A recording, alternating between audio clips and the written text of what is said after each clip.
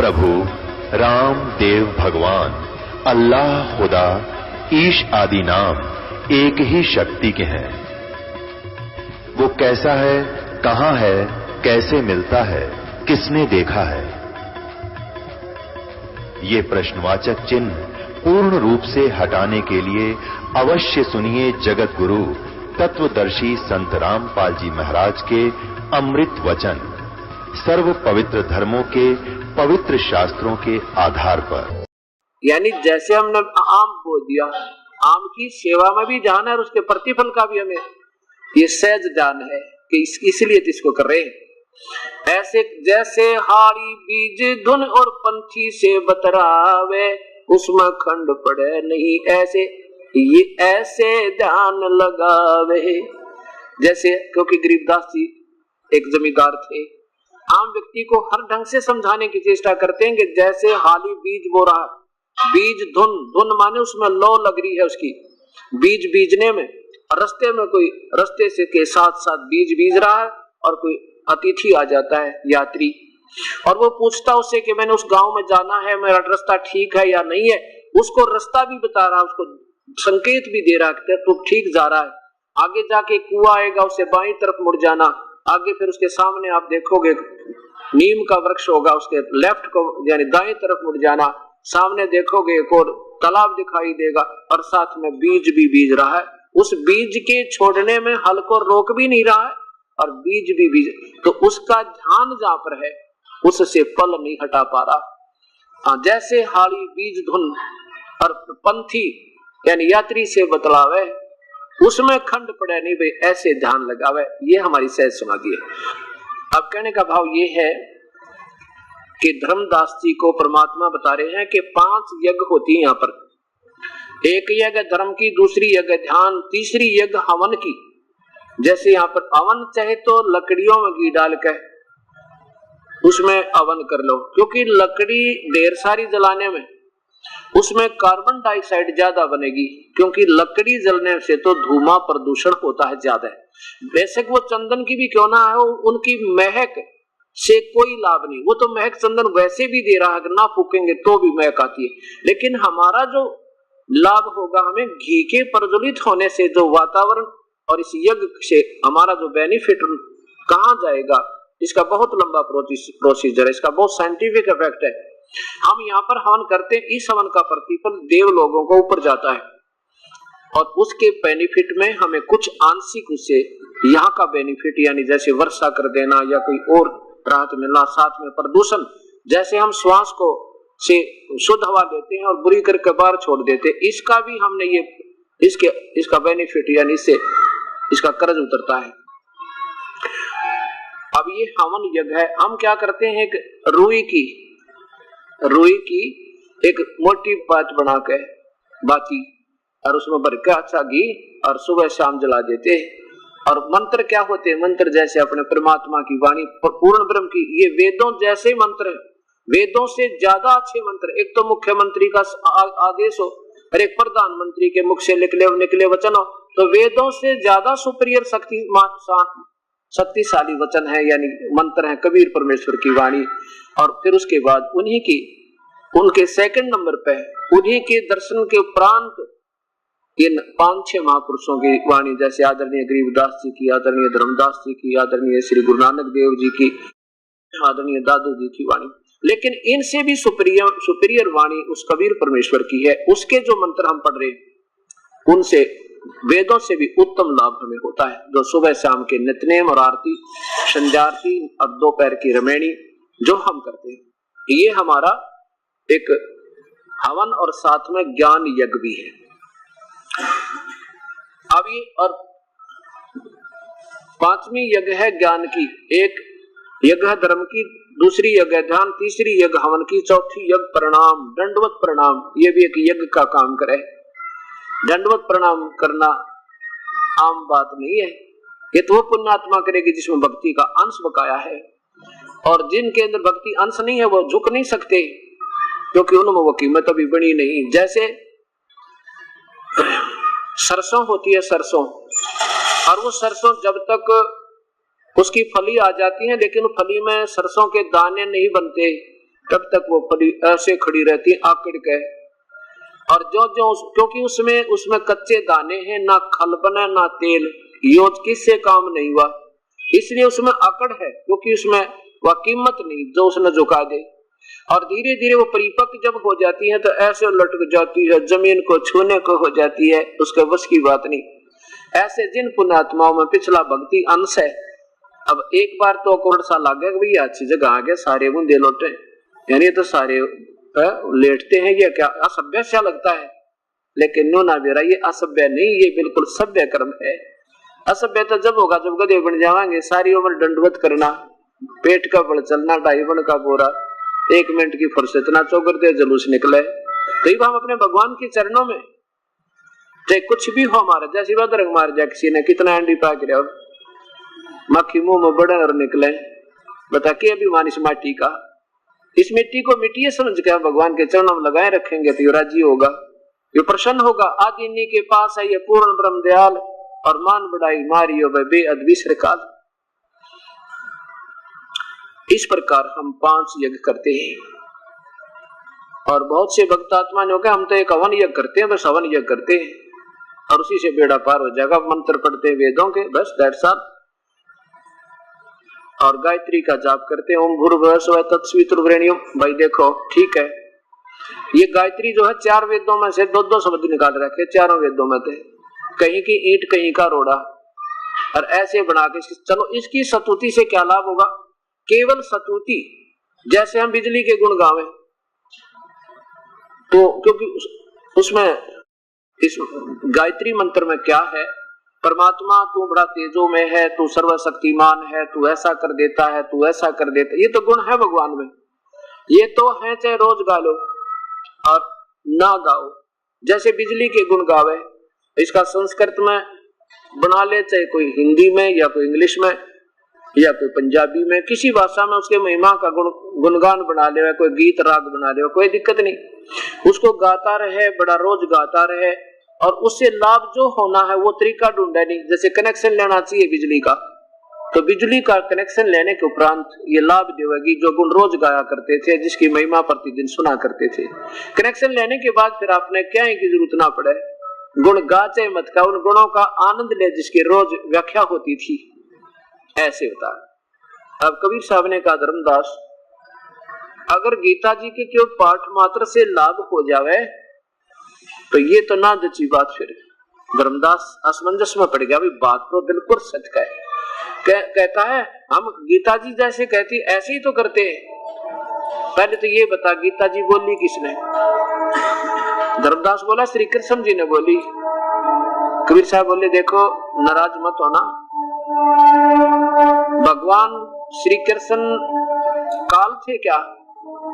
हक नहीं, वो काल कैसे थे, वो तो बड़े दयालु थे, बड़े प्रेम था उनमें, यानी सभी पशु भी पक्षी भी ग्वाल बाल भी उनसे बड़ा प्यार पाते थे, वो काल क्यों थे? अच्छा जी ठीक है।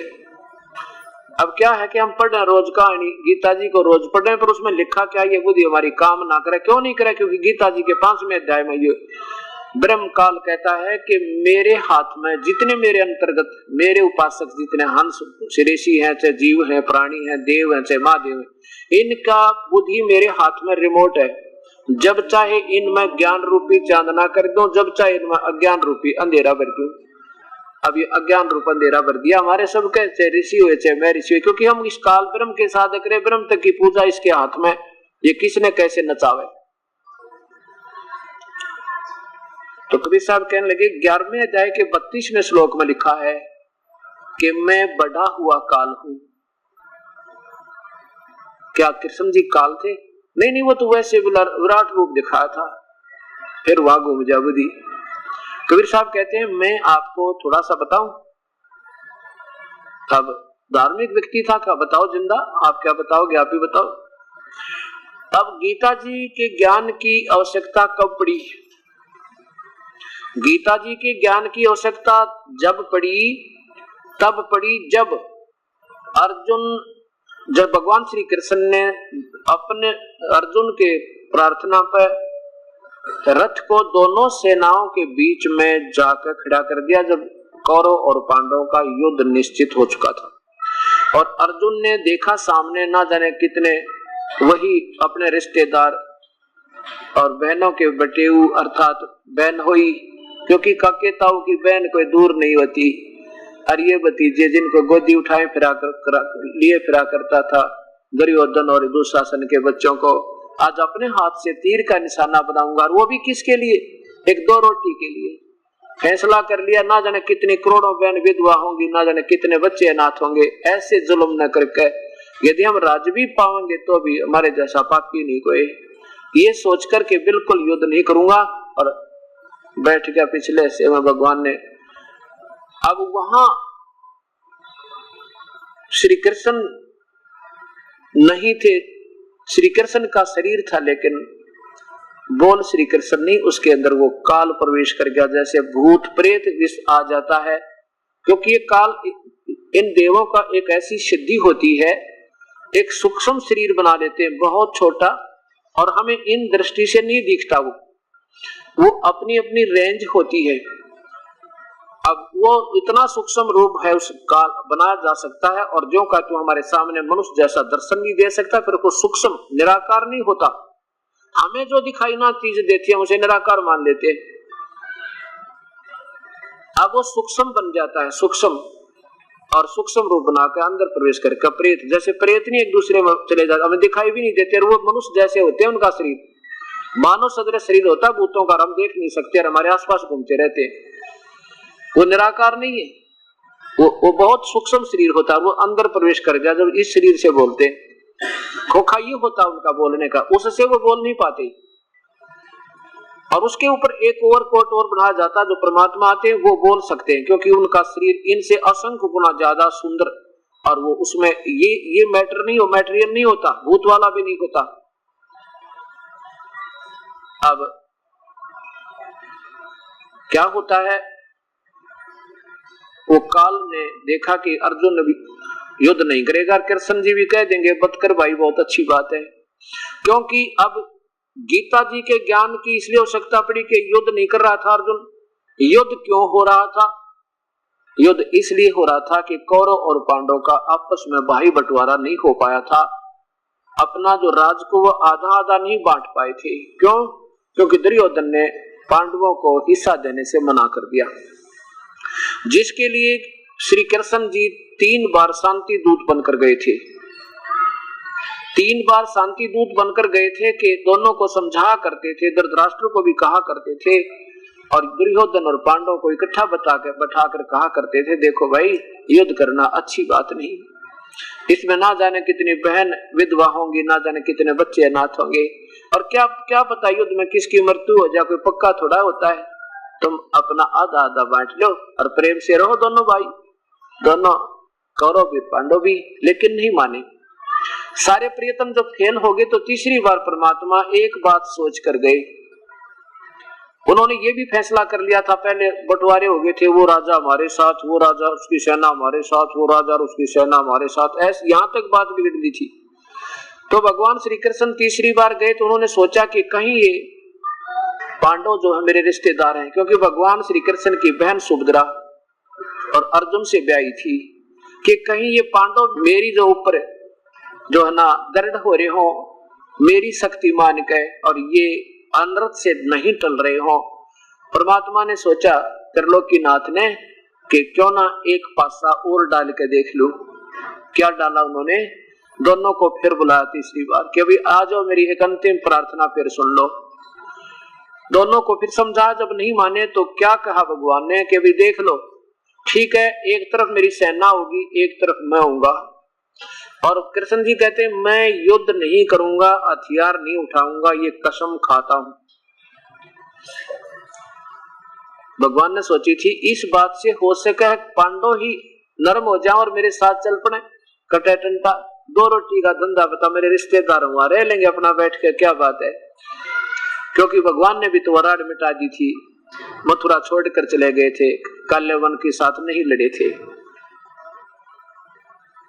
इस बात को सुनकर पांडवों के पैरों के नीचे की जमीन खिसक गई, अज्ञा तो बात बिगड़ गई, क्योंकि दुर्योधन तो सेना मांगेगा इनकी, और हमने इनको मांगना ही पड़ेगा क्योंकि हमारे रिश्तेदार हो गए, ना मांगेंगे तुम्हारे जैसे निकम्मे नहीं। और भगवान हथियार भी ना उठावे और हमारी पराजय निश्चित है, ये सोच के पांडव पांचों बाहर आ गए, मीटिंग से, सभा से बाहर आ गए और आपस में विचार विमर्श करके कहने लगे कि अब तो बात बिगड़गी, अब तो इसमें इज्जत है, अपनी भलाई है कि भगवान से कहें कि मैं 5 गांव दिला दे, हमारी इज्जत भी रह जावे और ये अनर्थ भी ना होए, ये जुल्म भी ना होए। भगवान श्री कृष्ण को बाहर बुला के एक बार बाहर आना, भगवान हम 2 बात करना चाहते हैं। श्री कृष्ण उठ कर गए, पूछा क्या बात है, तो यही प्रार्थना की भगवान हमें 5 गांव दिला दो, हम युद्ध नहीं करेंगे। श्री कृष्ण जी बड़े खुश हुए, वो बहुत है, बहुत अच्छी बात, धन्य है तुम्हारे माता पिता ने, बहुत बढ़िया सोचा। और आगे अंदर कि जो मैं चाहूं था वह होगी, बहुत अच्छा हुआ।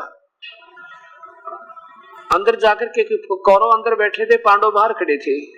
अंदर जाकर श्री कृष्ण जी ने दुर्योधन से कहा कि दुर्योधन बात बन गई है और तुम्हारा बंटवारा हो जाएगा, ऐसा काम करो तुम 5 गांव दे दो इनको।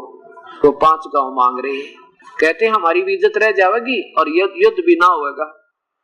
अब कहा है विनाश काले विपरीता बुद्धि, अब उस दुर्योधन की बुद्धि और ज्यादा बिगड़गी।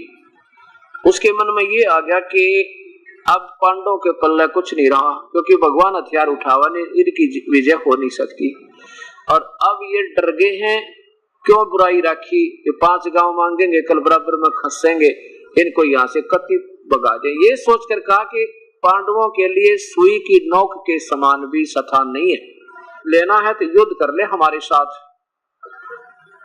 अब इस बात से श्री कृष्ण थोड़े से नाराज हो गए, कहने लगे दुर्योधन तू मानुष नहीं शैतान है तू, तेरी बुद्धि भ्रष्ट होगी, नादान। एक कहाँ 5 गांव, कहाँ आधा राज्य, कुछ तो सोच ले नादान आत्मा तू। इस बात से दुर्योधन नाराज हो गया, क्योंकि राजा में अभिमान गणा हो, वो ना शब्द सुन नहीं सकता, दूसरा उसको कोई कह दे करड़ी बात तो वो उसकी भुजा फटकर लग जाती, क्योंकि उसमें अहम हो जाता है विनाश का, विनाश के लिए तैयार हो जाता तुरंत। तो भगवान श्री कृष्ण की तरफ संकेत करके अपने योद्धाओं से कहा, जो सभा में बैठे थे, अपने भाइयों से कहा कि पकड़ दो इस कृष्ण को और डाल दो कैद में अंदर, युद्ध यहीं से प्रारंभ होता है। जब उसने ऐसा किया तो उसी समय भगवान श्री कृष्ण ने अपना विराट रूप दिखाया, जिससे वो कौरव घबरा गए। श्री कृष्ण बाहर आके चला गया, युद्ध की तैयारी होगी। अब अर्जुन युद्ध करना नहीं चाहता है, और उस समय वो काल 21 ब्रह्मांड का मालिक जो ब्रह्मा विष्णु महेश का पिता है, और श्री कृष्ण विष्णु जी के अवतार हैं, वो विष्णु वाली आत्मा थी। उस श्री कृष्ण के शरीर में वो ज्योति निरंजन, वो भगवान ब्रह्म आकर प्रवेश कर गया प्रेतवत। जैसे 4 ऋषियों में महर्षि दानव जी कहते हैं कि ब्रह्म ने 4 ऋषियों के अंदर प्रवेश करके एक आम जीव की तरह अंदर प्रवेश करके, और अंदर से फिर ये 4 वेद एक ऋषि में प्रवेश करके उन्होंने बोले, उनसे उस ब्रह्म ने बोले, वो भूत की तरह न्यों प्रवेश हो जाता है और अपना ज्ञान देकर निकल जाता है, फिर वो जीव का जीव न्यों का न्यों रह जाता है। तो उसी समय वो काल अपने उस निज लोक तक आके, ऊपर काल का लोक भी है, और नीचे आके श्री कृष्ण में प्रवेश कर गया। नहीं तो वो उसको मालूम था कि श्री कृष्ण तो अब कह देगा, जब अर्जुन मना करता है लड़ने के लिए, कह देगा चल बेटा शाबाश बहुत अच्छा रहा, कुछ ना बिगड़ा, अब तक क्या गया है, कुछ नहीं गया, सब ज्यों का त्यों है। लेकिन उसने देखा कि अब ये कृष्ण जी कह देंगे कि अब लड़ना नहीं है, चलो शाबाश। उसी समय वो काल आ गया और कृष्ण जी की आत्मा को दबा लिया। जैसे एक प्रेत आत्मा दूसरे में प्रवेश कर जाती है, और उस बोलने वाली को कुछ भी उस आत्मा जो ओरिजिनल होती है उसको कुछ नहीं मालूम है क्या बोल रहा था, जब तक वो प्रेत आत्मा उसमें रहती है, और वो निकल कर चली जाती है, फिर वो ऐसे उठकर देखता है, वो आत्मा जिसको दबा लेती है जाके बेहोश कर देती है, स्वयं उसके स्थान पर बैठकर बोलती है। वो बाद में फिर कोई और ही बताते हैं, आप ऐसे बोल रहे थे, आप ऐसे बोल रहे थे, आपने ऐसे कहा था। तो वो 2-4 बातें सीख फिर आप कहने लग जाता है, एक दिन मैं ऐसे बोली थी, मैं ऐसे बोल रहा था, वो उसमें नहीं मालूम था उसे। तो ऐसे वो आ गया और श्री कृष्ण में प्रवेश करके ये गीता का ज्ञान प्रारंभ कर दिया। अर्जुन ने यहाँ तक कह दिया था, भगवान इस इंद्रप्रस्थ के राज के लिए तो लड़ूंगा क्या, अगर कोई तीनों लोगों का राज भी मुझे दे दे तो भी ना लड़ूं, लड़ाई हम नहीं करें, ऐसा जुल्म नहीं करूं। तो उसमें 11वें अध्याय के 32वें श्लोक में कहता है कि मैं काल हूं अर्जुन और सबको खाने के लिए अब आया हूं, परवर्त हुआ हूं। भगवान श्री कृष्ण तो पहले ना साथ रहा करते, पहले कभी नहीं कहा मैं काल हूं, बाद में कहा नहीं मैं काल हूं, और उसमें जब कहा मैं काल हूं तो ये सोचनीय विषय बना। और तू ना लड़ेगा ना तो भी मार दूंगा इनको, तू तो निमित्त है भाई। 11वें अध्याय के 46वें श्लोक में अर्जुन कहता है, ए भगवान, उसका देख कर भयंकर रूप डर गया। इतना अर्जुन जैसा योद्धा शेर दिल और कांप रहा है, क्योंकि इसने डरा के धमका के बकवाद करके इस काल में उस अर्जुन को युद्ध में प्रवेश करना था। अब उसके माध्यम से इसने ज्ञान भी देना था उस परमेश्वर के डरते। तो ज्ञान तो जहां तक ज्ञान का तात्पर्य बिल्कुल सही, और जहां इसने युद्ध करवाने की अटकल लगाई वो इसने अपने लेवल तक रखी। अब क्या बताया कि अर्जुन देख रहा है, कहने लगा भगवान आप उसी चतुर्भुज रूप में आ जाओ, क्योंकि श्री कृष्ण को अर्जुन विष्णु का अवतार मान रहे थे और थे ही वो, और वो सोच रहे थे कि ये कृष्ण बोल रहा है, ये चतुर्भुज भगवान विष्णु बोल रहा है। नहीं, वो कह रहे हे विराट रूप, 1000 भुजा के भगवान, सहस्राबाहु माने 1000 भुजा के भगवान, आप अपने उसी चतुर्भुज रूप में आइए, मेरे पे देखा नहीं जाता, मैं आपको वैसे ही शंख चक्र गदा लिए हुए देखना चाहता हूं, डरता कहे। और 47वें श्लोक में कहता है, अर्जुन को कहता है वो भगवान, कहते देख ले अर्जुन, ये है मेरा वो असली रूप, ये मेरा वास्तविक स्वरूप है काल, और यो तेरे बिना पहले किसी ने कभी नहीं देखा था, ये मैंने कृपा करके तुझे दिखाया है।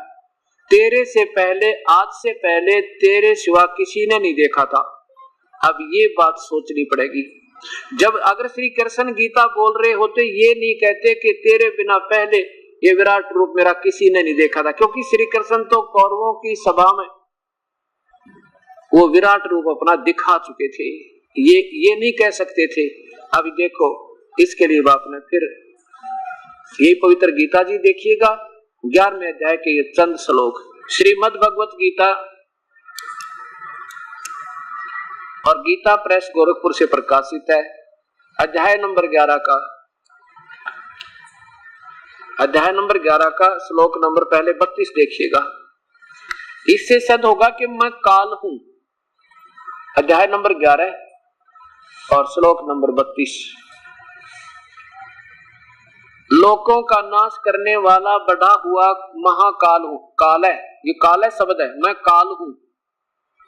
इन्होंने अब चलो लेखक कुछ भी लिख सकता, कोई बात नहीं, महाकाल हूं, काल हूं, इसमें इन लोगों को नष्ट करने के लिए प्रवृत्त हुआ हूं, अब आया हूं मैं। बोल, ये तो भगवान श्री कृष्ण तो पहले ही विद्वान थे अर्जुन के साथ, ये नहीं कहते कृष्ण जी होते मैं अब आया हूं या प्रवृत्त हुआ हूं। इसलिए प्रतिपक्ष की सेना में स्थित योद्धा लोग तेरे बिना युद्ध ना किए बिना भी, ये सब तेरे बिना भी नहीं रहेंगे, अर्थात तेरे युद्ध ना करने से भी इनका सबका नाश हो जाएगा। अब 46 में देखो, 46 में क्या कहा है, अध्याय नंबर 11 का और श्लोक नंबर 46, ये मंत्र नंबर 46 है। मैं वैसे ही, अर्जुन कह रहा है, मैं वैसे ही आपको मुकुट धारण किए हुए तथा हाथ में शंख चक्र गदा लिए हुए, गदा और चक्र हाथ में लिए हुए देखना चाहता हूं। इसलिए विश्व रूप, हे विराट रूप, हे सहस्र बाहु, 1000 भुजा के भगवान, सहस्र बाहु माने 1000 भुजा वाले, काल 1000 भुजा का भगवान है ब्रह्म, और ये जो ब्रह्मा विष्णु महेश केवल 4 भुजा के, इनकी माता दुर्गा जो है 8 भुजा की। हे सहस्र बाहु, ये भी पहचान है कि ये काल है, आप उसी चतुर्भुज रूप से प्रकट होइए। नीचे देखो, अब 47 में ये काल बोल रहा है, भगवान वाच, हे अर्जुन, अनुग्रह पूर्वक मैंने अपनी योग शक्ति के प्रभाव से यह मेरा परम तेजो में सबका आदि और सीमा रहित विराट रूप तुझको दिखलाया है, तेरे अतिरिक्त दूसरे किसी ने पहले नहीं देखा था। ये बात बहुत विचारण की बड़ी कि अगर कृष्ण जी बोल रहे होते ये शब्द नहीं कहते कि तेरे बिना पहले किसी ने नहीं देखा था। इति सिद्धम के गीता जो है श्री कृष्ण नहीं काल बोल रहा है, श्री कृष्ण के शरीर में प्रवेश करके उसके अंदर स्थापित होकर और कह रहा है कि मैंने ये अपना विराट रूप तुझे दिखाई, पहले किसी तरह दिखा दे। तो श्री कृष्ण पहले दिखा चुके थे कौरवों की सभा में। अब क्या होता है, जैसे एक 100 वाट का बल्ब हो और एक 200 वाट का और 1000 वाट का, अब चमक दोनों में, लेकिन उनकी रोशनी मंत्र बहुत करना। और फिर सूर्य उदय हो जा, इन सब भगवानों के तेजों में शरीर है। यजुर्वेद के अंदर 5वें अध्याय में स्वयं ये ब्रह्म काल बोलता, वेदों को भी ब्रह्म ने बोला काल ने, और ये क्या कहता है कि मेरा भी शरीर है वो भी चमकदार है और उस परमेश्वर का भी जनराट है। जनराट माने मनुष्य जैसा, जन माने मनुष्य व्यक्ति जैसा, और राट माने चमकदार, तेजों में। मेरा भी तेजों में शरीर है, उस परमात्मा का भी तेजों में शरीर है, और आम देव का भी तेजों में शरीर है। लेकिन इनमें डिफरेंस अंतर बहुत है। जैसे ब्रह्मा विष्णु महेश का समझो 100 वाट का बल्ब, इनकी माता का समझो 200 वाट का, इनके पिता का शरीर समझो 1000 वाट की ट्यूब बल्ब हो, और कबीर परमात्मा को समझो ये सूर्य उदय हो जा, और परब्रह्म को समझो चंद्रमा, पूर्ण ब्रह्म को समझो सूर्य।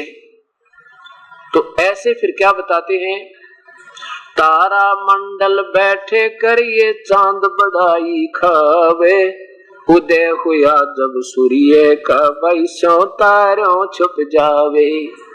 तो परमेश्वर के उस वास्तविक शरीर के सामने, तेज के सामने सबका फीका हो जाए, दिखाई भी ना दे। जैसे सूर्य उदय होने के बाद ना चंद्रमा, ना सितारे, ना कुछ भी, ना ट्यूब, इनका कोई अस्तित्व नहीं रहता, यानी उनका कोई अहम नहीं, महत्व नहीं रहता।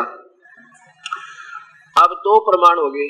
फिर क्या होता है, दूसरा ये कहते हैं कि श्री कृष्ण इसलिए युद्ध करवा रहे थे, भगवान इसलिए युद्ध करवा रहे थे कि अर्जुन अपने अक्षत्रिय धर्म को भूल गया था, नहीं तो अक्षत्रिय निक्षत्रिय हो जाते और यह बात बिगड़ जाती। ये भी बात नहीं जची, क्योंकि भगवान श्री कृष्ण अक्षत्रिय थे और उन्होंने भी जब मथुरा पर काल्यावन ने चढ़ाई कर दी थी 18 करोड़ सेना लेकर, और ये मथुरा के राजा नियुक्त कर दिए थे। किसने? इनके नाना जी ने, अग्रसेन जी ने, इनके मामा कंस का जब इन्होंने वध कर दिया था उस राक्षस वृत्ति के व्यक्ति का, और इसके नाना जी ने कहा था बेटा मैं तो, पहले तो वो विराजमान हुए थे गद्दी पे, लेकिन उसके बाद उसने कहा था बेटा मेरे बस की बात नहीं, आप संभाल लो सारे काम ने।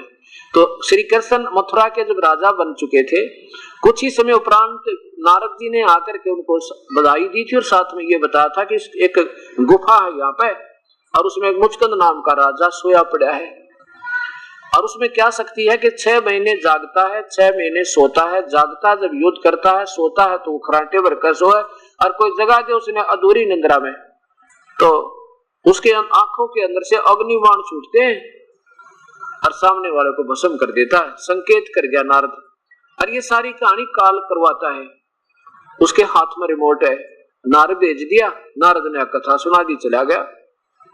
अब उधर से काल्यावन ने आक्रमण कर दिया, 18 करोड़ सेना लेकर, कौरव और पांडव की दोनों की 18 सुनी थी, और अकेला काल्यावन 18 करोड़ सेना लेकर आ गया। अब भगवान श्री कृष्ण ने देखा कि ये तो बात बिगड़ेगी, ना जाने कितनी बहन विधवा होंगी, ना जाने कितने सैनिक मर जाएंगे, और इसकी शक्ति भी हमारे से ज्यादा ही है। लेकिन वैसे तो राजा लोग अपनी युद्ध करने से उल्टे नहीं हटते, लेकिन ये भगवान युद्ध के विपरीत थे।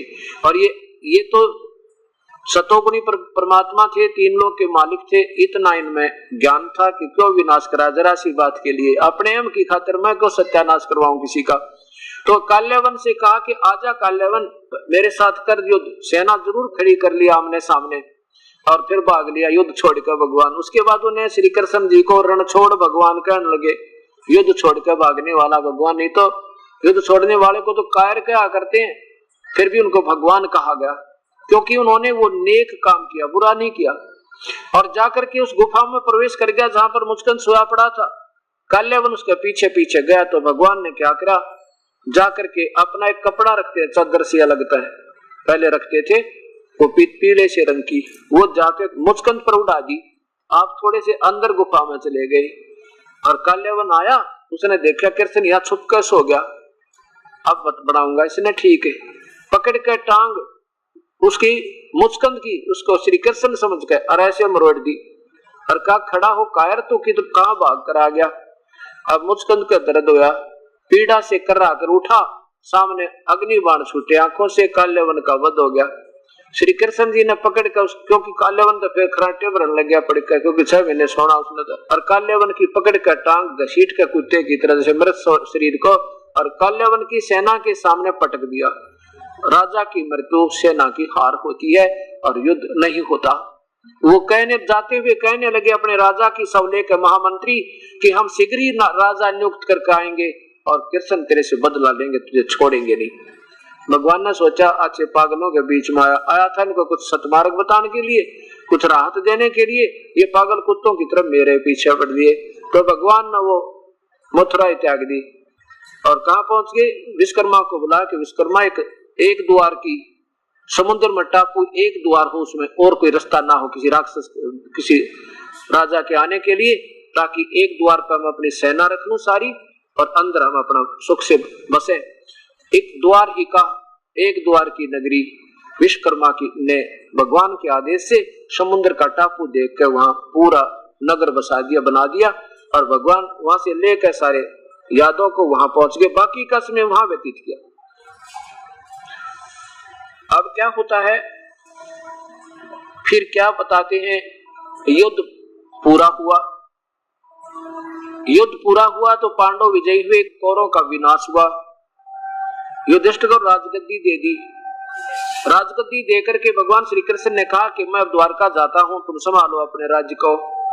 तो भगवान श्री कृष्ण पांडवों के और यादवों के आध्यात्मिक गुरु थे। एक तो ज्ञान गुरु होता है, अक्षर गुरु, अक्षर ज्ञान कराने वाला, एक आध्यात्मिक गुरु श्री कृष्ण यादव और इनके पांडव के यानी आध्यात्मिक गुरु थे। सबने मिलकर एक फैसला किया, एक सलाह की कि भगवान श्री कृष्ण द्वारका जा रहे हैं, क्यों ना इन गुरुदेव से एक सत्संग करवा लें और जैसा ये हमें वचन कहेंगे इनके वचनों के ऊपर चलकर अपना जीवन सफल करेंगे, कहीं कोई गलती ना कर दें हम बाद में। ऐसी प्रार्थना की भगवान से, सबने मिलकर भगवान ने वो स्वीकार की। स्थान समय और तिथि निहित कर दी। श्रोतागण आकर स्थान ग्रहण कर रहे थे और अर्जुन और श्री कृष्ण उस स्थल के ऊपर घूम रहे थे और सत्संग होने का समय के इंतजार कर रहे थे।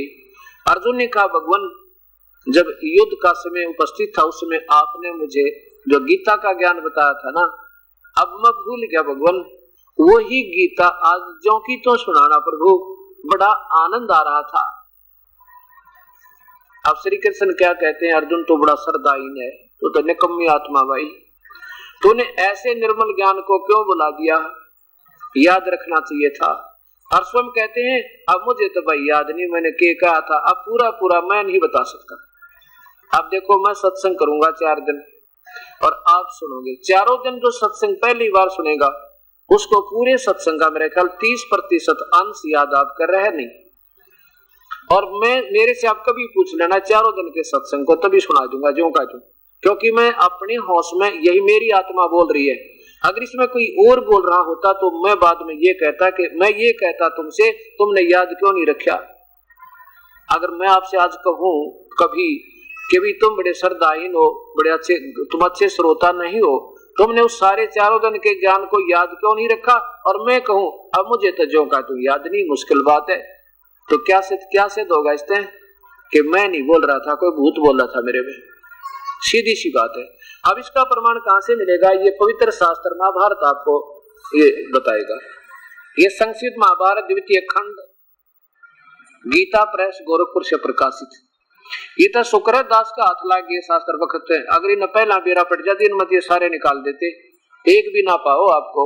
ये तो कृपा मालिक की मेहर हुई है, शायद आपके ऊपर असीम कृपा की हमारे ऊपर मालिक ने कि अब ये शास्त्र हमारे पास जो के तो पागिन में बहुत कमियां भी कर रखी इन लोगों ने। और संपादक था संशोधक जय दयाल गोविंद का, गीता प्रेस गोरखपुर। 667 पृष्ठ पे ये प्रमाण देखिएगा। अर्जुन का श्री कृष्ण से गीता का विषय पूछना और श्री कृष्ण का अर्जुन से सिद्ध महर्षि और कश्यप का संवाद। अर्जुन का श्री कृष्ण से गीता का विषय पूछना, यह देखो नीचे।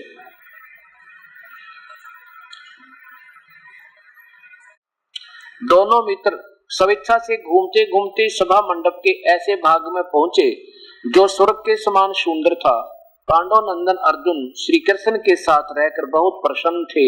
उन्होंने एक बार उस रमणीय सभा की ओर दृष्टि डालकर भगवान से यह वचन कहा, देवकी नंदन, जब युद्ध का समय अवसर उपस्थित था उस समय मुझे आपके माध्यम का, अर्जुन कह रहा है नीचे, ज्ञान और ईश्वरीय स्वरूप का दर्शन हुआ था, किंतु केशव आपने स्नेहवश पहले मुझे जो ज्ञान का उपदेश किया था वह सब इस समय बुद्धि के दोष से भूल गया है। उन विषयों को सुनने के लिए बारंबार मेरे मन में उत्कंठा हो रही। इधर आप जल्दी ही द्वारका जाने वाले हैं, अतः पुनः वह सब विषय मुझे सुना दीजिए। व्यासपान जी कहते हैं, अर्जुन का ऐसे कहने पर श्री कृष्ण भगवान बोले, अर्जुन उसमें मैंने अपने तुम्हें अत्यंत गोपनीय विषय का श्रवण करा था। अपने सर्वभूत सनातन धर्म सनातन पुरुषोत्तम तत्व का परिचय दिया था और नित्य लोकों का भी वर्णन किया था, किंतु तुमने जो अपनी नासमझी के कारण उस उपदेश को याद नहीं रखा, वह यह जानकर मुझे बड़ा खेद हुआ। कहते तूने उस उपदेश को क्यों नहीं याद रखा, बड़ा खेद हुआ। उन बातों को अब पूरा पूरा श्रवण कराना होना संभव नहीं जान पड़ता। पांडव नंदन, निश्चय तुम बड़े श्रद्धाहीन हो, तुम्हारी बुद्धि अच्छी नहीं जान पड़ती। अब मेरे लिए उस उपदेश को ज्यों का त्यों दुहरा देना कठिन है। अब इसे क्या सिद्ध होया, श्री कृष्ण जी ने गीता बोलिए ना थी, ये तो बाद में किसी ने बताया था। अब बड़ा बढ़िया गीता का ज्ञान दिया था, जैसे प्रेत आत्मा निकल जाए ना जिसमें वो और बता कर फिर वो भी क्या करे, हाँ मैं ऐसे बोला था, मैं ऐसे बोली थी, उसका आधी बात याद नहीं रहे। तो ऐसे क्योंकि वो सुनी सुनाई थी, ऐसे भगवान कह रहा था। और उनको कहता है कि तुम अच्छे श्रद्धाहीन, तुमने याद क्यों नहीं रखा। स्वयं कहता मेरे तो भी याद ना, जो कहते हो मैं नहीं बता सकता। अब फिर देखो, महाभारत के युद्ध के उपरांत कई वर्ष के उपरांत वेद व्यास जी ने ये पवित्र गीता लिपिबद्ध कर दी और भगवान श्री कृष्ण का याद नहीं, बोलने वाले का तो याद नहीं, वेद व्यास ने लिख दी। फिर वो काल ब्रह्म, वो ज्योत निरंजन इस वेद व्यास जी की आत्मा में प्रवेश कर गया भूत की तरह और बैठ कर चारों वेद, क्योंकि प्राकृतिक उथल पुथल के कारण ये चारों वेद कई बार विनाश को प्राप्त हो गया, यानी ये कागज तो समाप्त हो गया, ज्ञान ज्यों का त्यों रहा। तो गीता जी भी दोबारा टीका लिपिबद्ध कर दी और श्री कृष्ण की याद भी कोई ना, वेद व्यास का सारी याद उसने सुनी भी ना थी।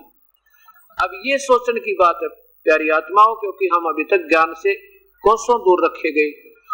इन वेदों के और गीता के जानकारों ने आप ज्ञान नहीं, तो ये भगवान कहना के चावे है, अपनी सोच की अटकल लगाकर इनके अनुवाद कर दिए और हमने ये सोचा वो मैं ऋषि हो गए, उनसे ज्यादा हम नहीं जान सकते। वेदों की तरफ देखना बंद कर दिया कि हमारी इतनी बुद्धि काम करे नहीं सकती, जैसे वो महापुरुष थे ना। गीता के अनुवाद की तरफ हिंदी देखते रहे या उनकी सोच के अपने अनुभव के बनाए शास्त्रों को फाइनल मान कर उस उपनिषदों पर हम आश्रित हो गए। या तो कृपा करी दास के ऊपर इस परम पिता ने एक बुद्धिहीन जीव को अपनी फिर रजा बख्श के ये अपना सत्य ज्ञान भर दिया इस दास में, आप पुण्य आत्माओं के लिए। अब इससे ये क्लियर हो गया कि श्री कृष्ण ने वेद गीता नहीं बोली और ये बोली काल ने ब्रह्म ने ज्योत ने रंग ने। अब धर्मदास इस बात को सुनकर बिल्कुल हक्का बक्का रहेगा, लेकिन पहली बार सुना ना, यह बात देर तो समझ में आवे, बिल्कुल सत्य है और वो असत्य ज्ञान इस सत्य को भी सत्य स्वीकार करने में समय लेता है। लेकिन ये जब समय ये आ जाएगी ना समझ में, फिर सारी ये बात बन जाएगी, फिर आएगी, क्योंकि वो भी तो सुनने से ज्ञान हुआ था और कितने समय से सुनते आ रहे थे। अब इसको सुनेंगे तो और शीघ्र ज्ञान होगा और वही बेड़ा पार होगा। अब धर्मदास इस बात को सुनकर और चुप हो गया। कहने लगा हम तो एकादशी का व्रत भी करते हैं। कबीर साहब बोले देखो व्रत करने के लिए गीता में मना किया है, और जैसे गीता में कहा ऐसे करोगे तो ठीक है, नहीं तो भाई बात कति मैं तो मानता नहीं। देखो महात्मा जी आगे तेरी सलाह। गीता जी के 6 अध्याय के 16वें श्लोक में भगवान कहता है कि अर्जुन ये योग, योग माने भक्ति, योग यो नहीं कति बाल ब्रह्मचारी रहकर आसन लगाकर समाधि नहीं खोले, इसने योग कहते। योग माने यानी एक दूसरे का जोड़ मेल, यानी भक्ति। भक्ति योग के लिए की जाती है, परमात्मा की प्राप्ति से जुड़ने के लिए। योग का अर्थ होता है कि ये भक्ति न तो अधिक खाने वाले की और न बिल्कुल ना खाने वाले की और ना गणित जागने वाले की, यानी हठ योग कर सारे जागे जागरण कर दिखाए जा लोग दिखावा, और ना गना सोने वाले की कभी सफल नहीं हो सकती। देखिएगा श्रीमद् भगवत गीता, गीता प्रेस गोरखपुर से प्रकाशित है, अध्याय नंबर 6 का और श्लोक नंबर 16 देखो। 16 हे अर्जुन योग यानी भक्ति न तो बहुत खाने वाले का और न ही बिल्कुल न खाने वाले का। न खाना व्रत रखना और घना खाना दरी पक्का खाने फिर आलस हो जाओ, अंगड़ाई टूटे जमाइया में फायदा क्या। हे अर्जुन यह योग न तो बहुत खाने वाले का और न बिल्कुल खाने वाले का, यानी जो बिल्कुल ना खावे व्रत कहे, जिसने एकादशी का व्रत बिल्कुल ना खावे, और भी व्रत जो है ना खावे कहते वो ना खाना व्रत रखना, और न बहुत सहन करने वाले के स्वभाव वाला और न घना जागने वाले के सिद्ध होता था यूजलेस। अब धर्मदास इस असमंजस में पड़ गया कि भाई ये दिख है मुसलमान और गीता याद इसके, तो सोची भाई भगत आत्मा है तो ये सुन लिया होगा, किसी संतों के पास सुन भी लिया होगा बात, तो ये सारी है क्योंकि कबीर साहब मंत्र बोल रहे उसका याद रही बात, क्योंकि रोज पढ़ा करता नो कर लेना गर्दन। फिर और बात आ गई, कबीर साहब बोले कि आप कहते हो आपके भगवान श्री विष्णु जी, बस ये विष्णु जी तक गीता बोल लेनी रही, और फिर भी ना बुद्धि मानती है तो आप कृष्ण जी को सुप्रीम पावर बता रहे थे, विष्णु जी को अजरो अमर बताते हैं, तो विष्णु जी मान लीजिए गीता बोल रहा है, आपकी बुद्धि से चलते। 4 अध्याय के 5वें श्लोक में ये भगवान स्वयं कहता गीता बोलने वाला कि अर्जुन मेरे और तेरे बहुत जन्म हो लिए, जन्म और मृत्यु कभी नहीं मिटेगी।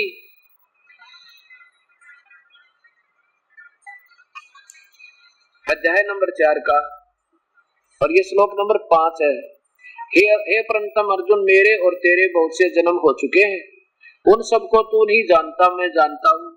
इति सिद्धम के गीता बोलने वाले भगवान भी नासवान है, अजरो अमर नहीं है। और फिर देखो भगवान बताते हैं कि 15वें अध्याय का 4था श्लोक और देखो महात्मा जी, अब उसका भी याद था कंठस्थ क्योंकि रोज पढ़ा करता, उसको देखते ही भगवान के कहते उसके मन में आ जाती ओहो याद ये बात कहा, क्या कहा है। अध्याय नंबर 15 का श्लोक नंबर 4, इसका 1, 2, 3 का आशय ये है कि उल्टा लटका हुआ संसार रूपी वृक्ष अर्जुन, और ऊपर को जड़ तो पूर्ण परमात्मा है इसका, और नीचे को तीनों गुण रूपी शाखा है, रजगुण ब्रह्मा, सतगुण विष्णु, तमगुण शिव जी। और इसको इस संसार रूपी वृक्ष को जो संत जड़ से लेकर और नीचे पत्तों तक न्यारे न्यारे बता दे, भिन्न भिन्न बता देगा, उसको समझो वो वेद के तात्पर्य को जानने वाला है, वो सही तत्वदर्शी संत है। अब ये जड़ तो पूर्ण परमात्मा है, ये पूर्ण ब्रह्म, और तना इसका अक्षर पुरुष यानी पर ब्रह्म, और डार जो है ये ब्रह्म क्षर पुरुष, और ब्रह्मा विष्णु महेश ये तीनों देवा शाखा।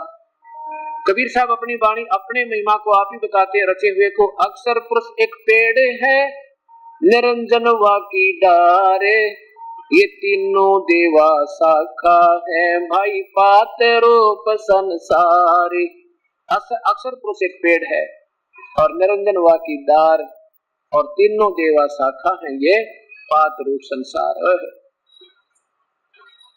और ये बता कि जो संत इस संसार रूपी वृक्ष को तत्व से मूल से लेकर यानी जड़ से लेकर नारे नारे सब ब्रह्मांडों की पर ब्रह्म कौन है, ब्रह्म कौन है, जड़ पूर्ण ब्रह्म है, तना इसका पर ब्रह्म है और दार इसकी ब्रह्म है, और ये तीनों देवा शाखा ब्रह्मा विष्णु महेश है।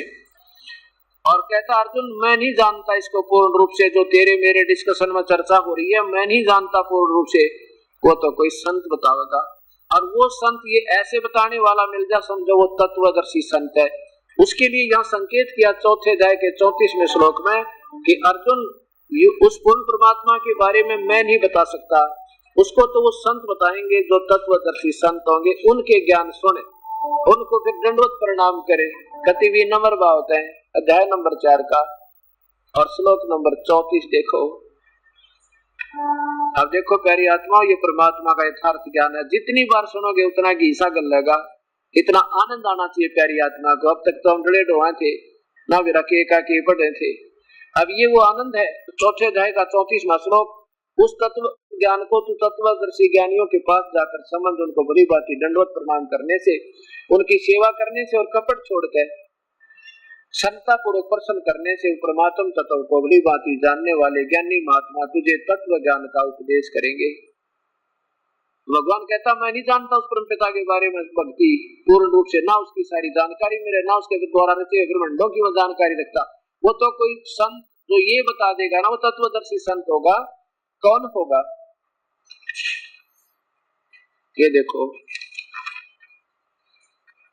ये तीसरे श्लोक में है, इस संसार वर्ष का स्वरूप जैसा कहा है यहाँ मेरे तेरी चर्चा में विचार काल में नहीं है, मैं नहीं बता पाऊंगा, क्योंकि उसका न तो आदि है न अंत है, तथा न उसकी अच्छी प्रकार से तिथि है।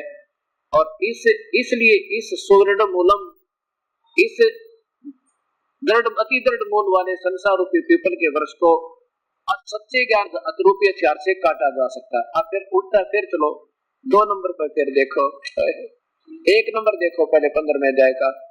अब यहाँ से क्योंकि इसको जितना बार सुनेंगे उतना हरदम या सत समावेगी। 15वें अध्याय का प्रथम श्लोक, आदि पुरुष मूल परमेश्वर मूल वाले यानी जड़ तो पूर्ण परमात्मा है संसार रूपी वृक्ष की, और अजय शाखा नीचे को शाखा वाला ये, और संसार रूपी पीपल के वृक्ष को अविनाशी कहते हैं, वेद जिसके पत्ते कहे गए हैं। और उस संसार वृक्ष को जो पुरुष जो संत मूल सहित जड़ से लेकर पत्तों तक और तने और दार न्यारी न्यारी बता दे, सह वेदवित वो तत्व से जानने वाला है, अर्थात वह वेद के तात्पर्य को सही जानता है, वह तत्वदर्शी संत है। चौथे अध्याय के 34वें श्लोक से इसका लिंक है सीधा। अब बता भी दिया कि तत्वदर्शी संत कौन होगा, जो सारे संसार रूपी ब्रह्मांडों को यानी सारे संसार रूपी वृक्ष को, जड़ कौन है, पूर्ण ब्रह्म है, तना उसका पर ब्रह्म है और डार उसकी ब्रह्म है, और तीनों देवा उसके पुत्र ब्रह्मा विष्णु महेश, रजगुण ब्रह्मा सतगुण विष्णुतम गुण शिव जी है।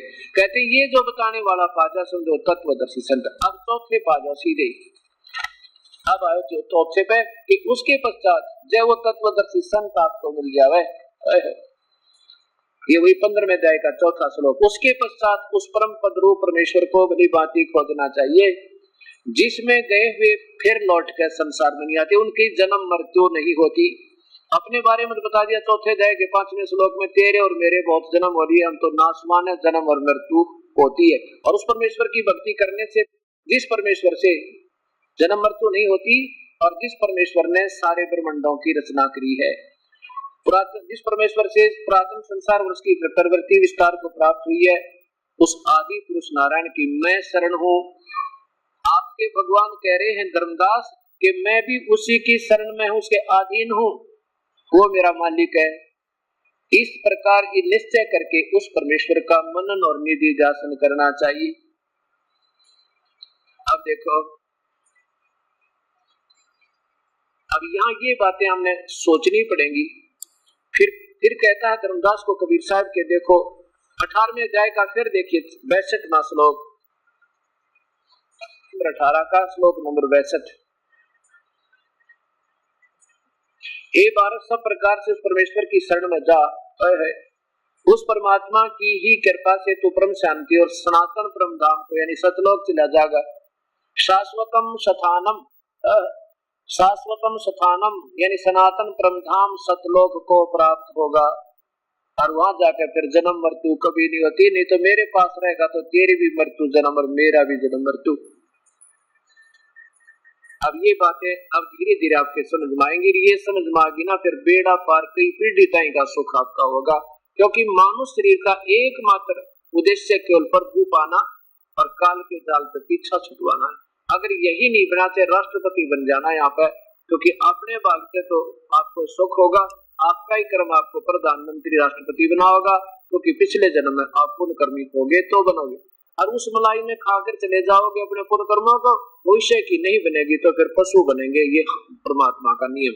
अब धर्मदास इन बातों ने सुनकर असमंजस में पड़ गया।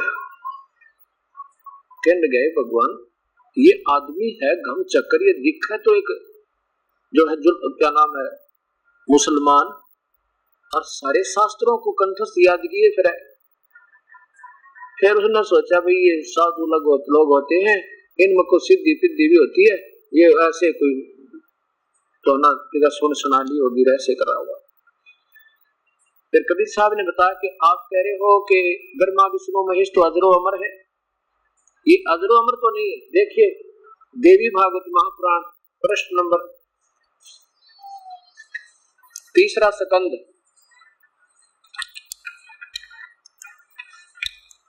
गीता प्रेस गोरखपुर से प्रकाशित।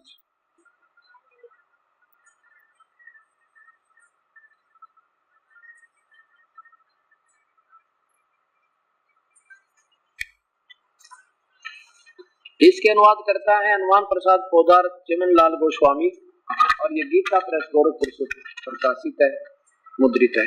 इसके तीसरे स्कंद पे अर्थात 114 पृष्ठ से प्रारंभ करेंगे। मैं आपको केवल वो दिखाऊंगा 123 नंबर पृष्ठ पे, जिसमें भगवान विष्णु स्वयं स्वीकार करता है कि हम तो जन्म और मृत्यु के अंदर। तीसरा स्कंद भगवान विष्णु अपनी माता दुर्गा की स्तुति करता, तुम शुद्ध स्वरूपा हो, सारा संसार तुम्हीं से उद्भासित हो रहा है। मैं विष्णु ब्रह्मा और शंकर हम सभी तुम्हारी कृपा से विद्यमान है। हमारा तो आविर्भाव माने जन्म और तिरोभाव माने मृत्यु हुआ करता। हम तो जन्म और मृत्यु के अंदर, हम अविनाशी नहीं है। और केवल तुम नित्या हो, जगत जननी और प्रकृति देवी हो और सनातनी देवी। प्रकृति शब्द गीता में काम आएगा आपको, जो ब्रह्मा विष्णु में इसके माता पिता बताऊंगा आपको। यह देखो शंकर, भगवान शंकर बोले देवी यदि माँ भाग विष्णु तुम्हीं से प्रकट हुए हैं तो उनके बाद उत्पन्न होने वाले ब्रह्मा भी तुम्हारी बालक हुए, फिर मैं तमोगुणी लीला करने वाला शंकर क्या तुम्हारी संतान नहीं हुआ, अर्थात मुझे भी उत्पन्न करने वाली तुम हो।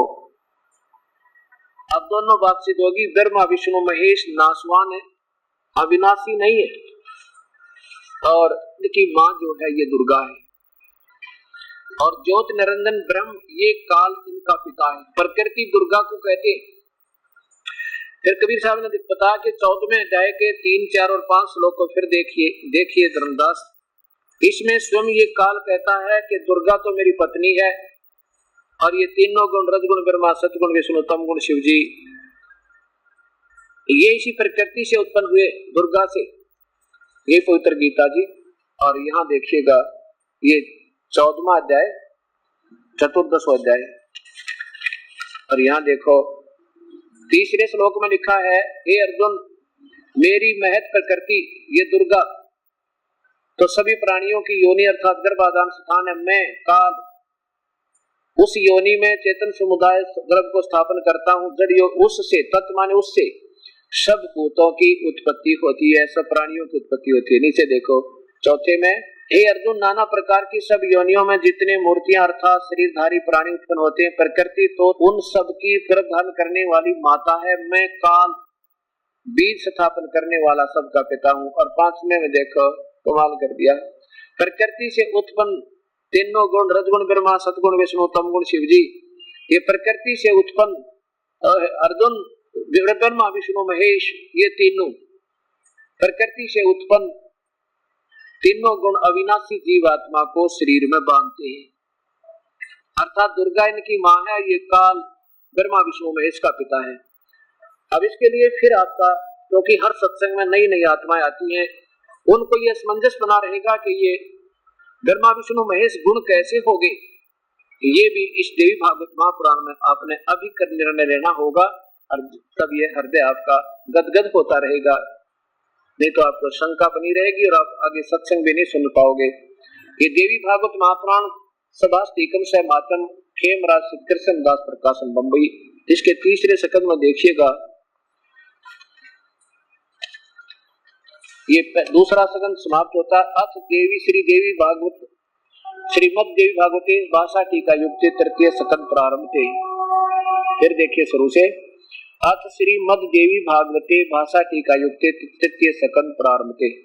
इसमें भगवान शंकर कहते हैं, ये 7वां अध्याय श्लोक समाप्त हुआ, 8वां प्रारंभ हुआ ये मंत्र। भगवान शंकर कहते हैं, हे माता, यदि हमारे ऊपर आप सदा दया युक्त हो तो मुझको, हमको यानी मेरे समेत मुझको तमोगुण किस प्रकार प्रदान किया, ब्रह्मा रजोगुण और हरि यानी विष्णु को सतोगुण क्यों बढ़ा दिया। नीचे देखो संस्कृत, यदि दया धर्मना, यही 7वां समाप्त हुआ, 8वां प्रारंभ हुआ। संस्कृत देखिए, यदि दया धर्मना न सदाम्बिके कथम है विहित है। भगवान शंकर कहता अहम माने मैं क्यों बना दिया तमोगुण, और कमल से उत्पन्न होने वाले ब्रह्मा को रजोगुण संभाव क्यों रजोगुण बना दिया, और सुविता किमो सतोगुण हरि, आपने भगवान विष्णु को सतोगुण क्यों बना दिया। इति सिद्धम, रजगुण ब्रह्मा है, सतगुण विष्णु, तमगुण शिव जी। ये भी आपके सामने सिद्ध हुआ।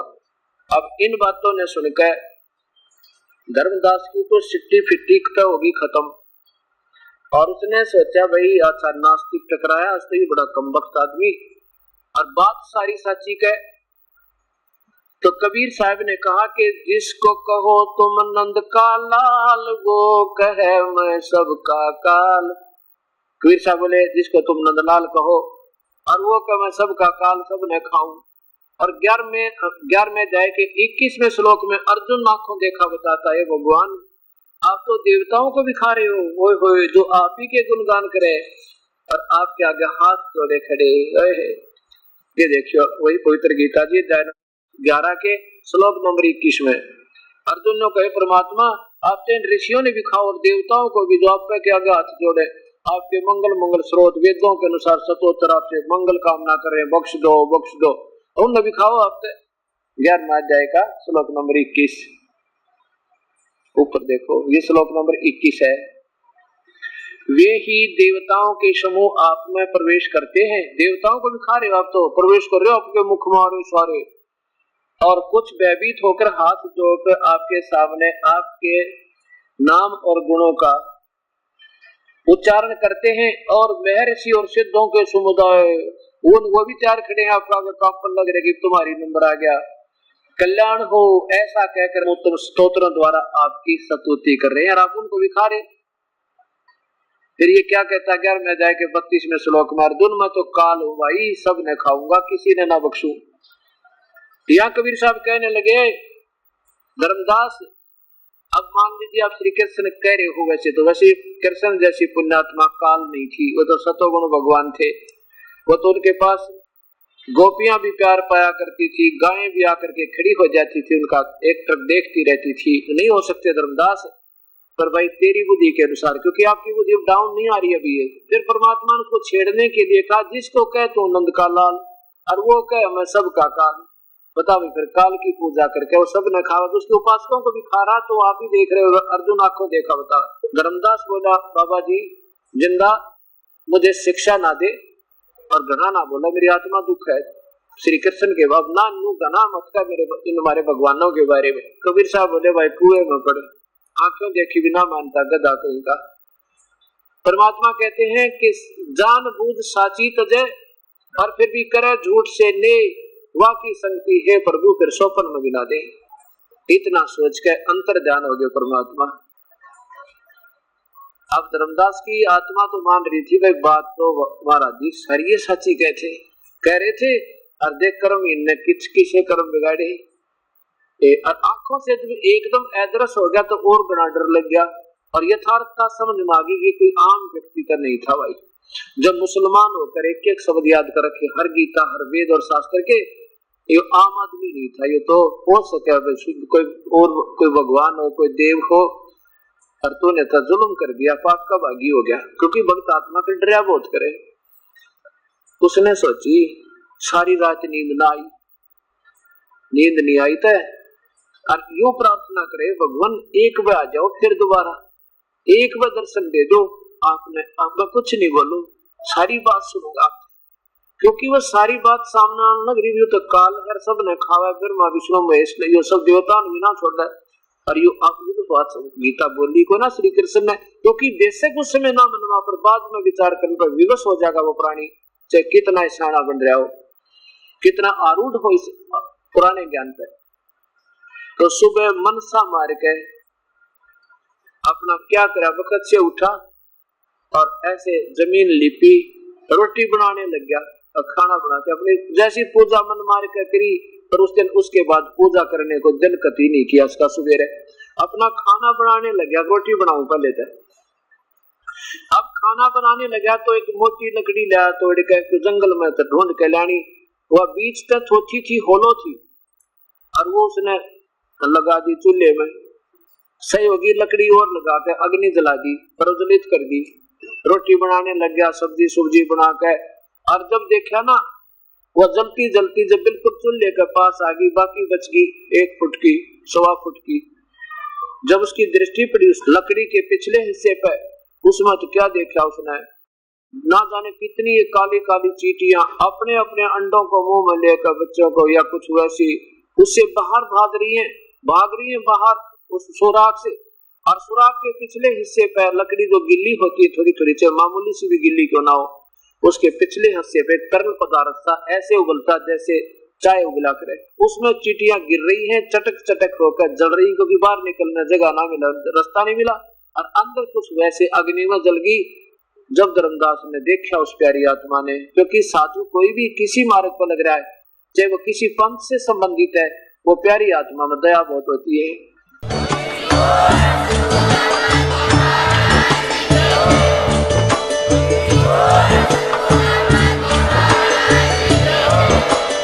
आप सुन रहे थे जगत गुरु तत्वदर्शी संत रामपाल जी महाराज जी के मंगल प्रवचन। अधिक जानकारी के लिए विजिट कीजिए हमारी वेबसाइट www.jagatgururampalji.org। संत रामपाल जी महाराज जी के शुभ आशीर्वाद से पूरे विश्व भर में 500 से भी ज्यादा नाम दीक्षा केंद्र हैं, जिन पर संत रामपाल जी महाराज जी द्वारा ऑनलाइन निशुल्क नाम दीक्षा दी जा रही है। अपने नजदीकी नाम दीक्षा केंद्र का पता करने के लिए संपर्क करें 8222880541।